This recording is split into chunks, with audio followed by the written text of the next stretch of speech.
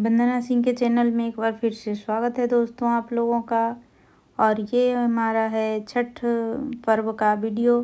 तो दोस्तों ये व्रत 4 दिन का होता है। पहला दिन जैसे सेंधा नमक खाते हैं, सेंधा नमक और घी में ही ये भोजन तैयार होता है। तो दोस्तों लौकी और चना का दाल, यही सब शुद्ध खाना जो होता है, अरवा, वही खाया जाता है।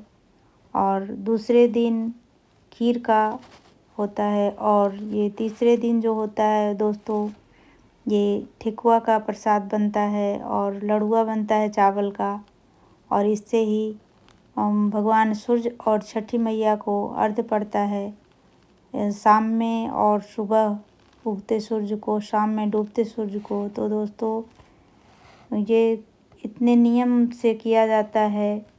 अगर ये प्रसाद बना लें तो कपड़े बिना धोए, मतलब बिना कपड़ा चेंज किए हम कुछ भी चाय नहीं पी सकते, खाना नहीं खा सकते। तो ये सब नियम करना पड़ता है और ध्यान रखना पड़ता है दोस्तों। तो इस वजह से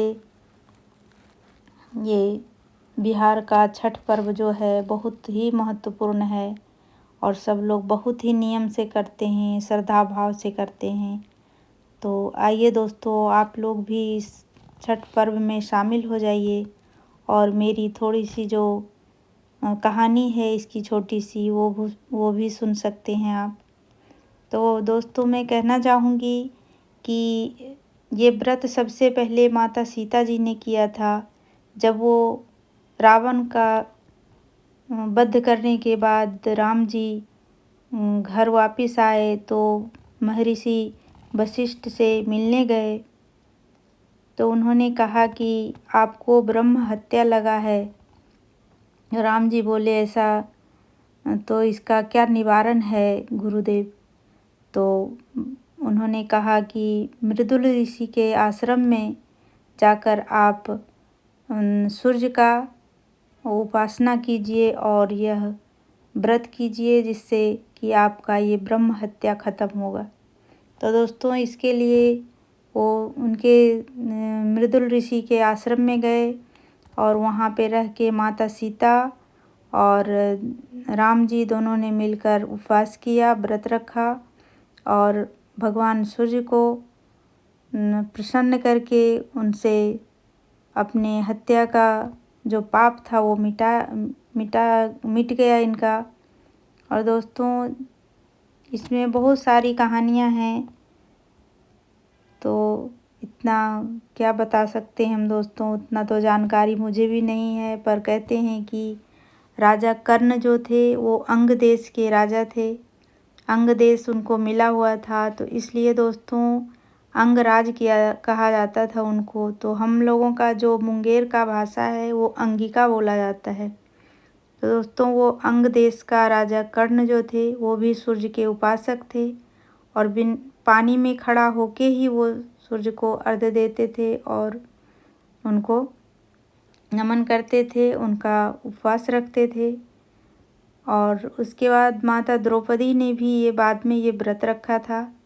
तो दोस्तों भगवान करे सब लोग का मनोकामना पूरा हो और दोस्तों आप लोगों का भी मनोकामना पूर्ण हो। पानी में हमारे यहाँ ज़रूर खड़ा हुआ जाता है, नहाते हैं फिर पानी में खड़े होते हैं दोस्तों। तो आप देख सकते हैं ये श्रद्धा और भाव से छत पे ही बनाया गया है ये छोटा सा नदी तालाब जो भी समझिए, इसी में हम लोग खड़े हुए हैं। दोस्तों मेरा तो व्रत नहीं है, मतलब हम हाथ नहीं उठाते हैं, डलिया नहीं लेते, सूप नहीं लेते हैं। पर दोस्तों व्रत तो रखना है दोस्तों, क्योंकि कष्टी में तो पूरा व्रत करना ही पड़ता है। और भगवान करें ये व्रत मेरा सफल हो और आप लोगों का भी आशीर्वाद बना रहे मेरे ऊपर। तो दोस्तों मेरा वीडियो अगर पसंद आए तो अपने फैमिली फ्रेंड में शेयर कीजिए और नए हैं तो सब्सक्राइब कीजिए। और दोस्तों अगर वीडियो पसंद आए तो कमेंट में बताइए कि वीडियो कैसा लगा। और चलिए दोस्तों फिर आगे एक छोटा सा और भी कहानी है मेरे पास दोस्तों, तो मैं बता ही देती हूँ, क्योंकि फिर अगले साल बताऊँगी, इसलिए पहले ही बता देती हूँ।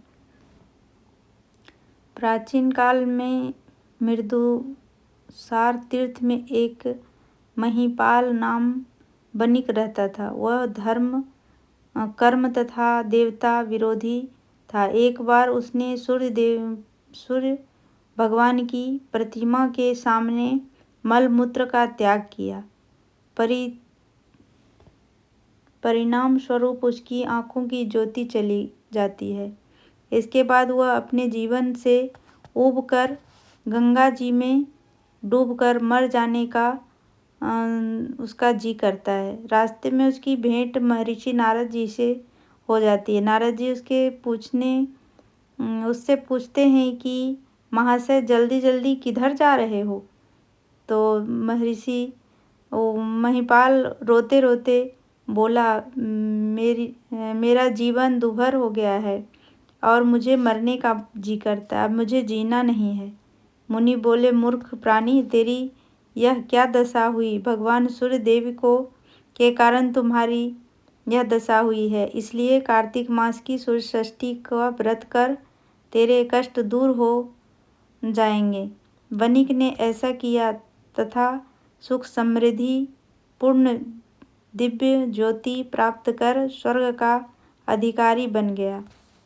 तो दोस्तों, हम लोग भी भगवान सूर्य देव का पूजा करते रहें, इसी तरह चमकते सूर्य का, और हम लोगों पर आशीर्वाद बनाए रखें भगवान सूर्य, और माता सीता, राम जी, सबका आशीर्वाद हम सबों पर बना रहे, और हम लोगों के सनातनी धर्म के अनुसार हम लोगों के मन में ये भावना रहे और पूजा पाठ चलती रहे। दोस्तों, बस यही चाहते हैं, और क्या। ये हवन होता है जब पूजा समाप्त हो तो दोस्तों देखिए। तो ये था दोस्तों हमारा छठ पूजा का वीडियो, और जो भी मुझे थोड़ा थोड़ा कहानी आता था वो हमने आप लोगों के साथ शेयर किया दोस्तों। तो वीडियो पसंद आए तो लाइक करना मत भूलिएगा।